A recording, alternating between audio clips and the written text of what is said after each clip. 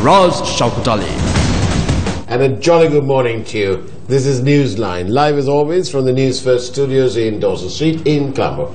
And it is really a jolly good morning because to answer a couple of jolly good questions is the Cabinet Minister this morning after an absence of several weeks.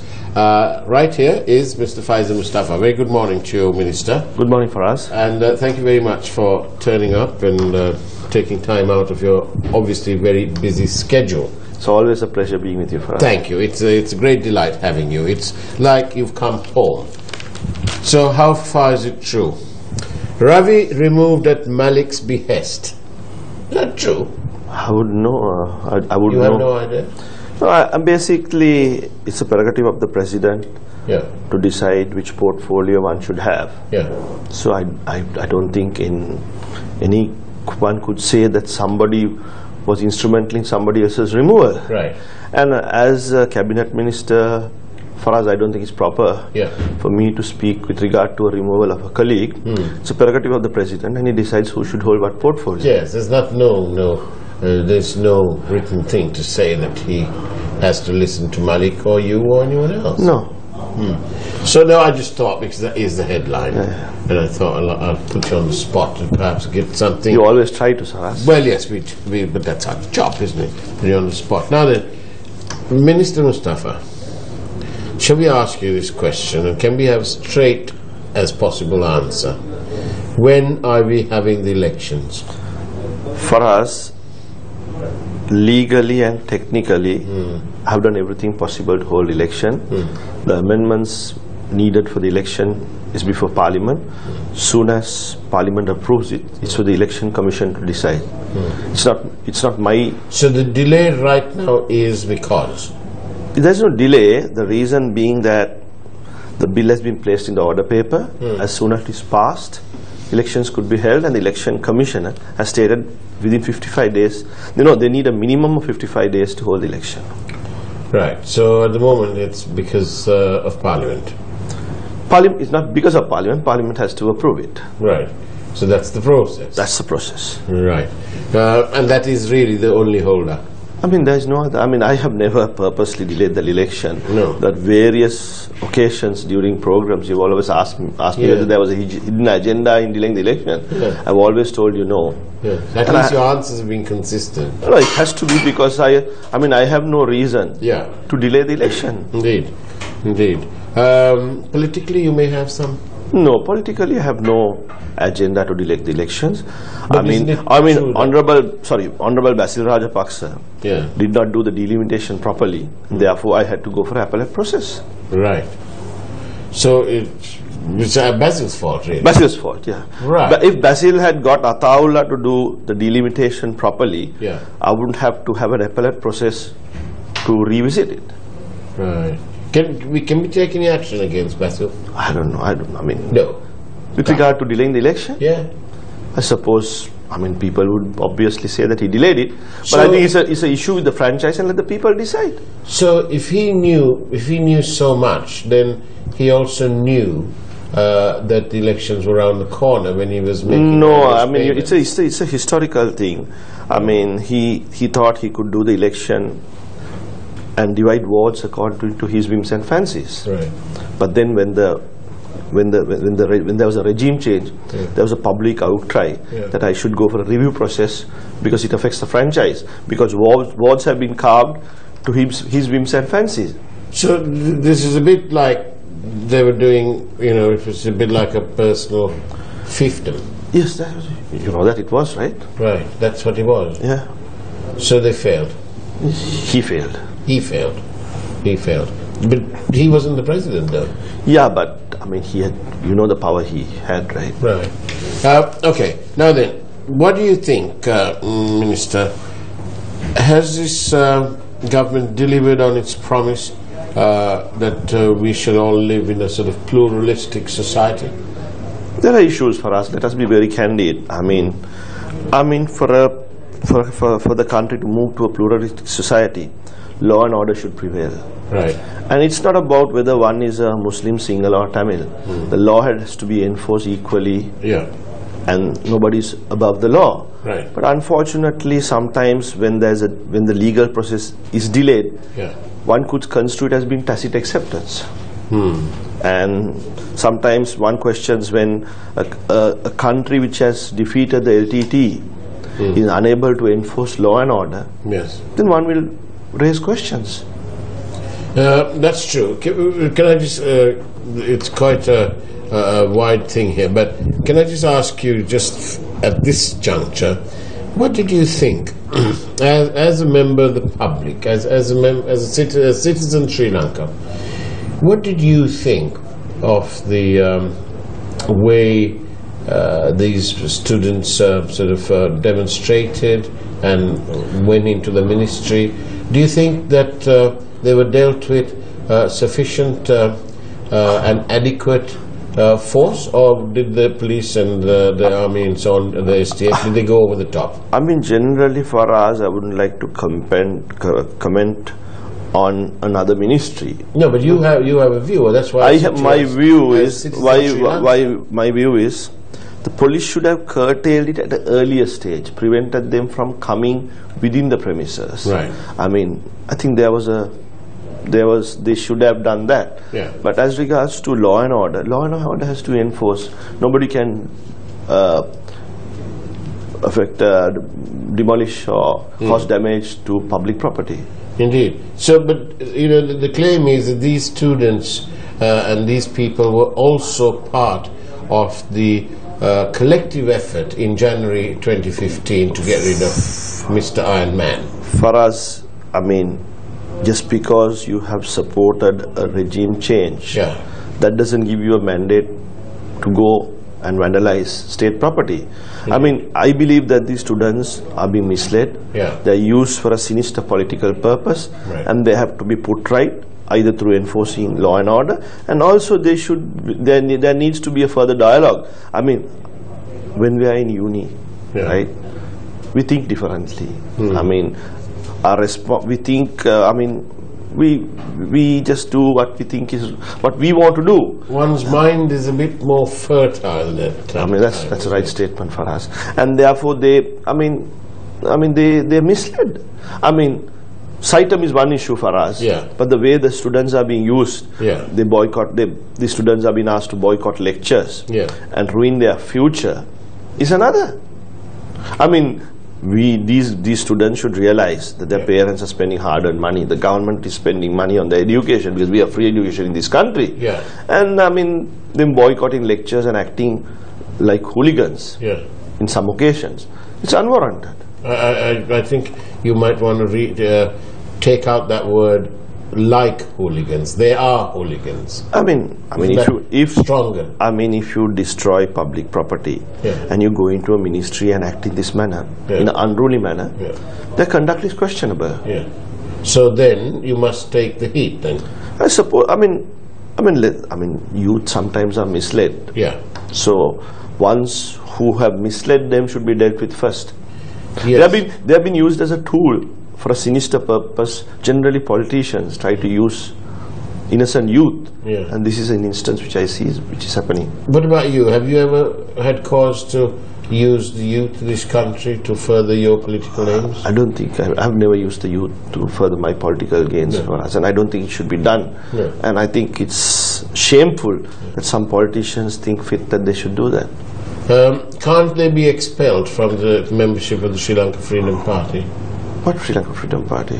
Well, I mean, some of these people who are political mechanics are members of the SLFP. Why can't you do all that? Political parties, if there is hooligans, and if there are students who are involved in vandalism, the law should take its course, and political parties also should enforce strict discipline with regard to their membership. You're right for us to a certain extent. So, by the same token, and because we're talking about expulsions, don't you think that one John Amaratunga deserves to be suspended at least from the membership of his party?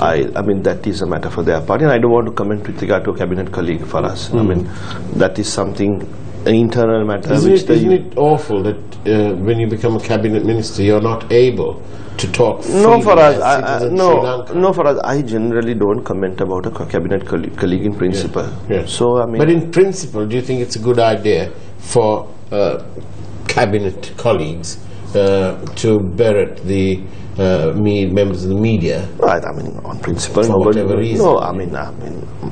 You would have noticed for us, I have a very cordial relationship with the media. Yeah. So, I mean, that's how I conduct myself. So, if somebody doesn't, then it's their problem.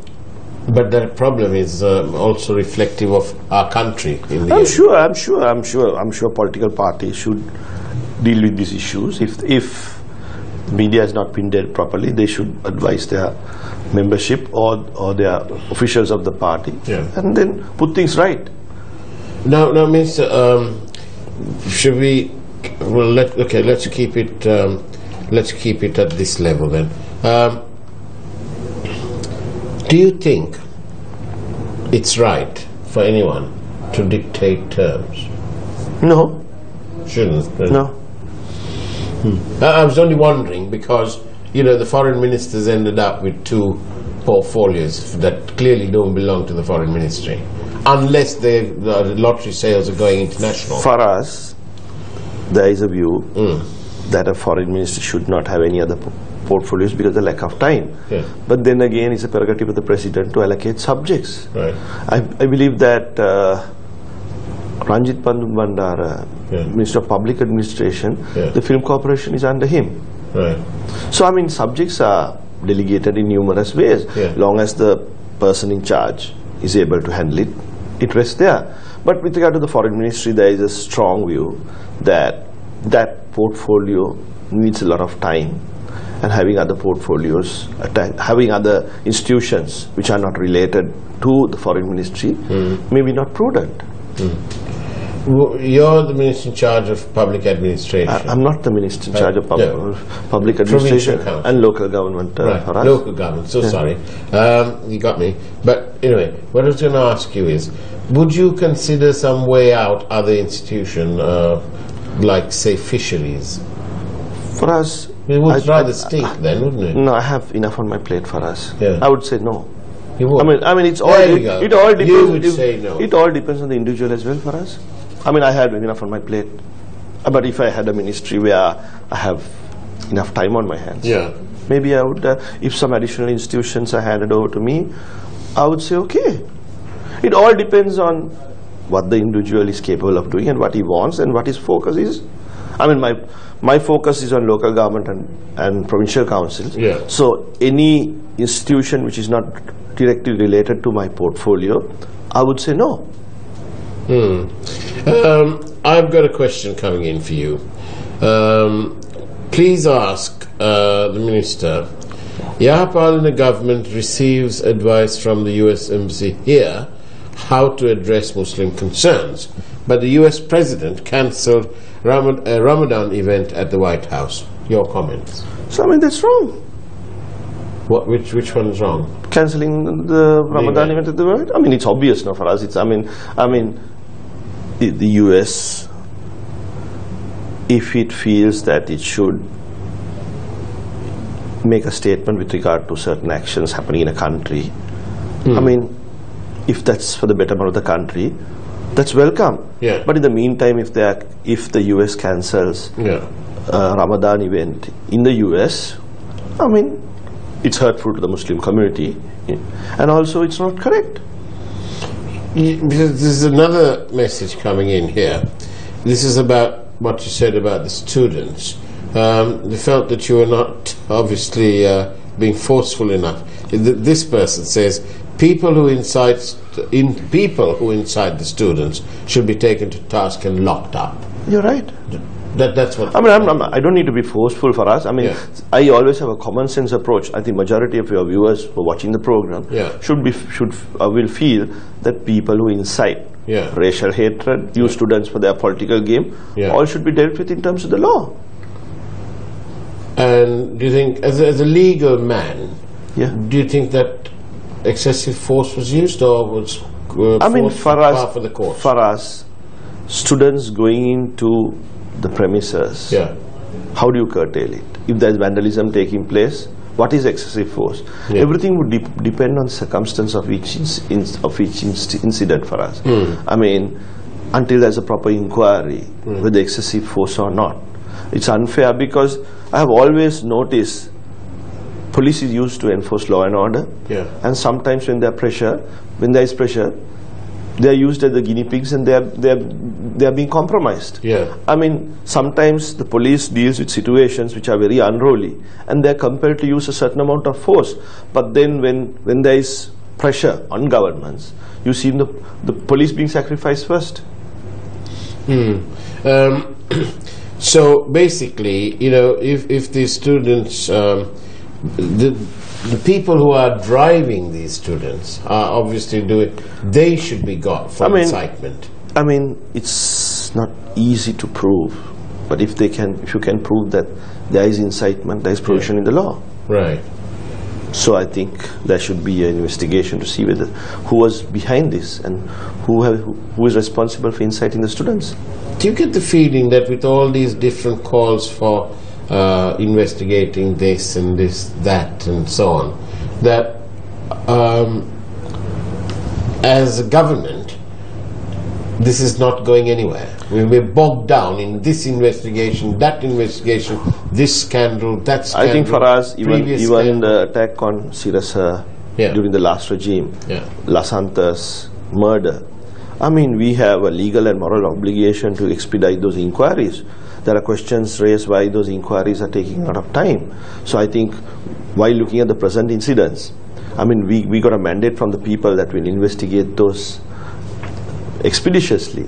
Questions are being raised why some of these investigations are very slow. But Minister, can't we openly say that it's time that these people responsible must be arrested? I mean, it's carrying on and on and on. For us, they have to be arrested. They have to be dealt with. Are you going for some meetings after this program? Yeah, there's a meeting with regard to disaster management with His Excellency the President at 8:30. Oh, that's very good. When you were in charge of the provincial council and so on, have you bought any equipment like, let's say, thermal imaging equipment? No. Why not? Thermal imaging equipment? Well, when there's a landslide, there's somebody stuck underneath there. That is it's like a camera. You go like that, and then it'll tell you, look, there's heat there. Those equipment comes within the Ministry of Disaster Management. Yeah, I thought you'd say that actually, but isn't it? Why can't you have it for the province? No, I think the Honourable Minister of Disaster Management is trying to restructure how disaster management should be dealt with, where every local body will have a disaster management unit. I mean, for us it's easy to point fingers. Let us see for us whether we could do something substantial to yes, well, this network is forever and a day doing something substantial. You all have been a private business. No, for us, you all have been the people's voice right through, and you all should be confident for all positive steps. No, you have taken a lot of effort in putting things right. Even during the floods, you all did a lot. I mean, sometimes you all have taken over the responsibility of what a government should do. So, I mean, you all have always been the people's voice. I don't know what will happen to the state of the media if we were only to reverse roles. You don't know. Better not answer that question. But come on, do you understand the level of frustration? I do. I mean, sometimes. I mean, what on earth has this man been doing in his ministry, in their fancy cars? Where is the thermal imaging equipment? I don't know much about this thermal imaging equipment. But for us, sirens. During this disaster of floods, the government machinery did its maximum. The private sector came in, media stations came in. I mean, for us, when there's a disaster, let us not point fingers. Let us collectively see what could be done. That's the right way forward for us. Right. Always there are shortcomings. Always more could be done. But I think this government, under the leadership of President Maithripala Sirisena, did a lot to put things right. Well, that's true. But the thing is that there are certain matters that really need doing properly, swiftly, effectively. I mean, with your exposure in UK, I'm sure you also could give us some insight on how we could do things better for us, because you're a man about town and you But I mean, I don't think, well, to begin with, Ms. May and Mr. Rajapaksa obviously shared the same sort of thought. And one nearly fell, the other fell. But after it's fallen, he's not really, I mean, I can't understand why his membership of the SLFP is still in force. Why should his membership be still in force when he's not playing ball? He's not letting the leader of his party get on with it. I mean, political parties on on numerous occasions. I mean, the party's leadership decides, the party's central committee decides, and we are a more democratic party. And if the party feels otherwise, they would take appropriate steps. So they're so democratic that they all band together. It's a little club, isn't it? For us, why don't you take to politics for us? It's easy to preach. Thank you. It's easy to preach for us, but there are ground realities when you're a political party. No, I mean, I don't have to explain to you what the ground realities are. The ground realities are this present government and all its different agencies have been unable to prove any fraud that they allege. For us, I'm sure investigations take time. I'm sure that law and order, but there is immense frustration that the process is very slow. That's the understatement. I agree with you for us. I agree with you for us. I mean, I'm not here to justify matters. I mean, these investigations have been slow. People are frustrated. Public is questioning whether investigations are being carried out properly. I mean, as a government, we are facing these issues. And I think these investigations have been carried out expeditiously as possible. And it's nearly 2.5 years for us. Expeditiously as possible. If you were listening to some of the statements coming out from various people, you'd be shocked then, because for example the FCID say that over 35 files been sent to the Attorney General Department, never to be heard from again. The SEC says, oh, we're looking into 12 files. It's now 2.5 years since the new SEC came into being, and we haven't heard about a thing. So, like you said, frustration. Yeah. I mean, these issues have been dealt with. And then you don't hold an election. For us, please. I have continuously stated the reasons behind why I couldn't hold the election. Right. And for one, I'm a Democrat. I believe that I am. Couldn't you have said, right, okay, chaps, whilst we do this, we're going to continue, we're going to hold these elections under the old system. I mean, for us, we got a mandate that we'll have a member responsible to a ward, and that's what that's the mandate we got from the people. So if we went back to the old system, right, we would have been going against the mandate which President Maithripala Sirisena got at the election. I am a true Democrat for us. Unfortunately, this ministry, people have been pointing fingers at me, saying that I'm trying to postpone elections for political reasons. I mean, we have never done that and never will do that for us. And I think democracy demands that the election should be held swiftly, as soon as possible. And I took over at a time where the franchise was affected. Delimitations were done to the detriment of minorities, detriment of political parties. There's a public outcry to go into it and change the wards so that there is fair play. And I took the responsibility to do that without being complimentary for do so.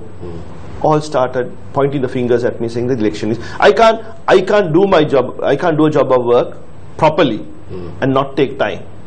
Or I could have just, without going through the appellate process, gone against the franchise and held the election, and then Sri Lanka would be doomed. No, Sri Lankans would have been happy that they had the election. Sri Lankans would be doomed because all minorities would have not had representation. Because for us, I'll give some examples. Certain pockets where there are minorities, they were divided into 3 or 4 so that they lose their representation. Well, okay, here's a message. It says, tell him, please, it's only another 2.5 years into his political life. Are you cognizant of the fact that you've only got another 2.5 years? For this government? Not for my political life, for us. I think I'll live longer than 2.5 years. Do you think? I mean, I believe that don't you think, no, we will talk about your political life.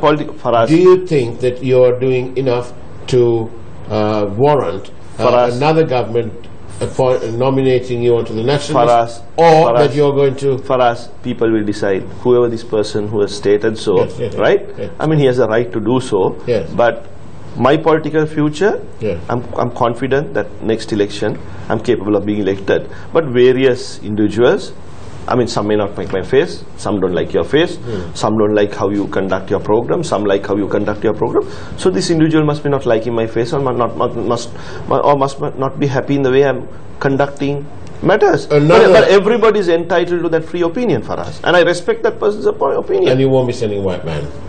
No, for us, I have never sent a white man. Okay, but then we're going. Another viewer is asking us a question from the question about the Americans. Is Donald Trump right or wrong? In what? Advising us on how to handle Muslim issues. For us, and at the same time cancelling a Ramadan event. For us, there are two different issues.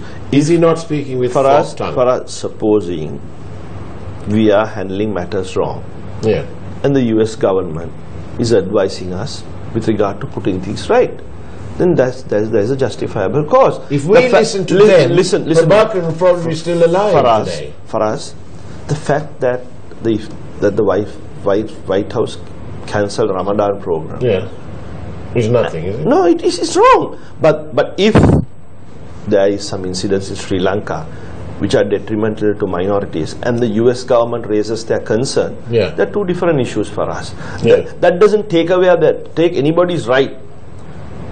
Right is always right. Might is not right. I mean, if they're cancelling the Ramadan program in the US, that's wrong. You know, don't you get this? This is probably the last question, really, because you might take some time to answer. Don't you get this feeling that this government has managed to really mess things up? They came in. Your partners, the United National Party, your partners, had this perception that they were the economists of this world. So they came in, they stopped all these projects because they wanted to check if it was, fraught with corruption. They stopped the Port City project, they stopped the roads, they did all sorts of things, water, all that. And then it was all avoided all over again. When they did that, did they know that they pulled the handbrake?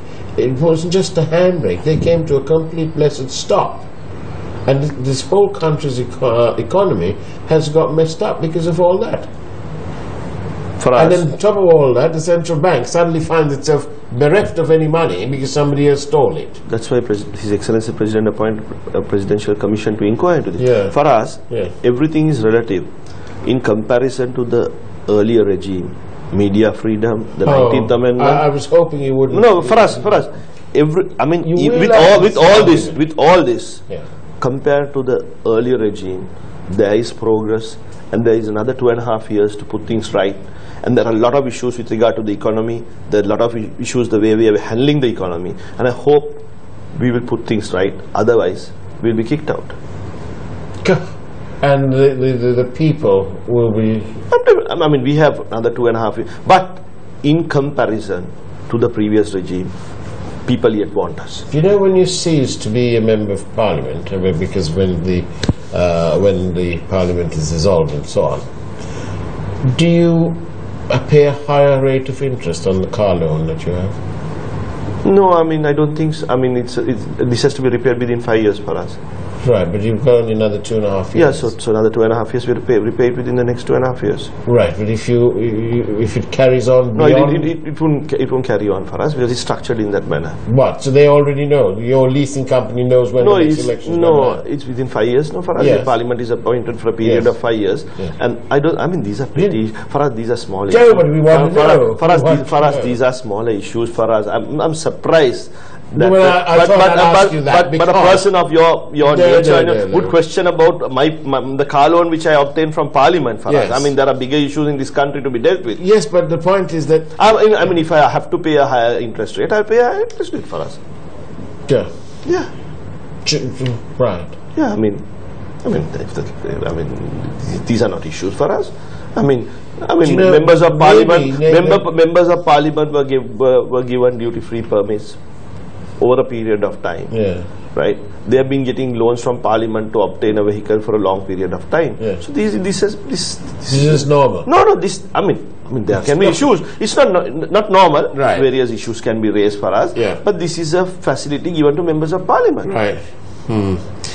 Well, Faisal Mustafa, one thing that must be said of you is that you turn up here and you defend the cause. And you must be the very embodiment of that term, collective responsibility. You're certainly, collectively, you're holding the fort. And when you see the president this morning, you can tell him that, can't you? But Faraz, I always speak my mind out. And I'll always stand for what's right. Right. So when I don't think I digress from that, Faraz. On that holding fort is one thing, but I wouldn't last question quickly. When is the SLFP going to ask Mahinda Rajapaksa to shut up or get out? I mean, the Central Committee, if and when required, would take appropriate steps. Another committee. Right. Faisal Mustafa, it's been wonderful having you here. Thank you, Faraz. And it's always a pleasure being with you. Please don't run away, because in 4 minutes, you can do 4 minutes and you'll be on top of the town, won't you? Oh yes, last question. A viewer's asking, if you haven't paid for the car by the time the parliament is being dissolved, will you return the car? I pay what's due. At the old rate, the new rate? Whatever rate which the law requires me to pay for us, I'll pay. I mean, these are small things. For us, I'm not going to take benefit of a vehicle which is improper. I would not. You know that better for us. But you have had a special rate. I mean, if members of parliament were given a special rate for us, that's the rate which is given. Which you are asked to pay, you pay. Yes. Okay. Except in the public pay very much more. So for us, I mean... On that note, they'll all have to become parliamentarians. But really, we must finish because the control room's having a fit. So, Faisal Mustafa, thank you very much for being on Newsline. I hope your meeting this morning goes well. Do mention thermal imaging equipment. I'll do that for us. Because it's very essential. That other viewer is not letting go of you. He says, or she, whoever this is, if that is such a small thing, then give it to the poor. On that note, that's it from Newsline. For us, I do my fair share of charity for us. I'm sure you do. Thank you. Please support government. On that note, this is Newsline. We're finishing off. That's the way it is on Tuesday, the 27th of June, 2017. Thank you very much. Take care. God bless.